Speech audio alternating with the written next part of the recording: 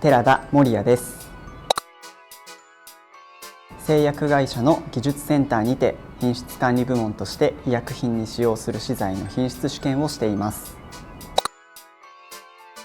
以前は自動車ディスプレイ用の反射防止フィルムの開発評価をしていました。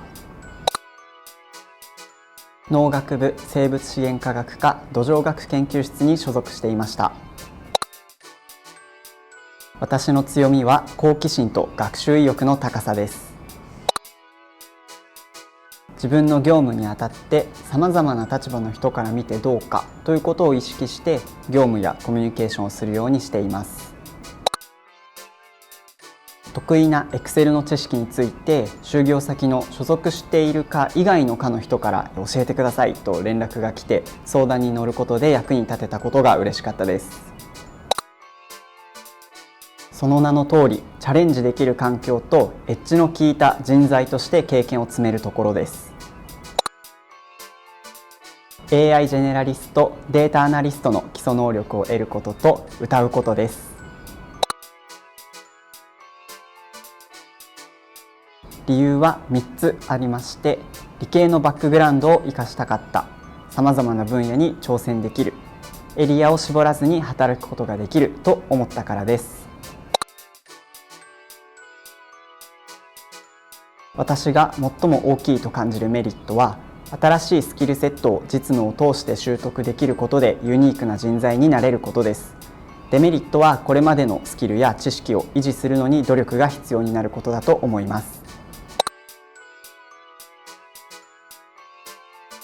実験主義の基本や研究者倫理、チームワークなどはさまざまな現場で働く基礎になっています。社会人になってから展示会などの業界専門イベントの意義が分かったので、時間のある時にもっと情報収集しておけばよかったなと思っています。経験や知見のない業務を任されることもありますが、その時はいつもチャンスだと思っています。初めての分析機器や試験であれば、その原理原則をよく自習したり、最新の技術をリサーチしたりなど積極的に行っています。それによって周りの人よりも詳しくなり、教育を担当したり、業務改善できたこともあります。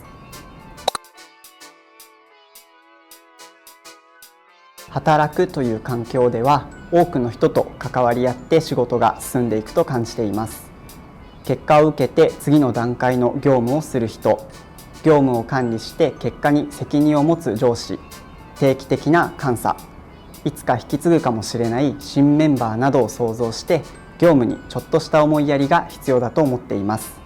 実際に寺田さんの会議や書類は分かりやすいとフィードバックをいただき嬉しかった経験もあり、自分が気持ちよく働くために心がけるようにしています。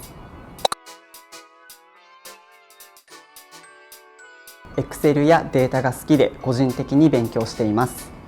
日々の業務でもそのスキルを生かすことができており、周りの人を助けることもよくあります。その Excel スキルについて人づてに他の課にも広まったらしく、ヘルプの連絡をたびたび受けるようになりました。好きや得意で伸びたスキルを認めてもらうことができ、より多くの人の役に立った実感ができたときはとてもいい気分になりました。理系を生かした業務に限定されることで専門的なスキルや知識に特化することができます。その中で業界、分野、業務、場所に多くの選択肢があることで、その時の状況や思い描いたキャリアに合わせて常にチャレンジの機会があります。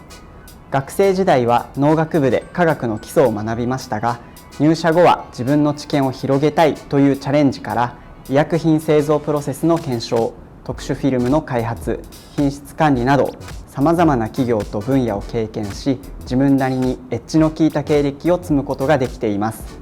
そうした自分なりのチャレンジの積み重ねや知見が役に立って、それぞれの就業先の企業で貢献できていると実感することがあります。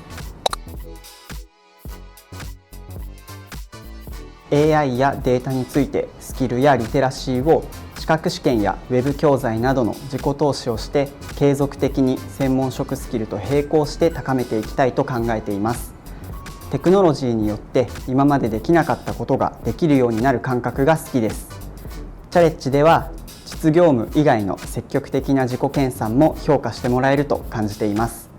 歌うことについては働くウェルビーイングとして、仕事以外の人生の軸として音楽活動を始めたいなと考えています。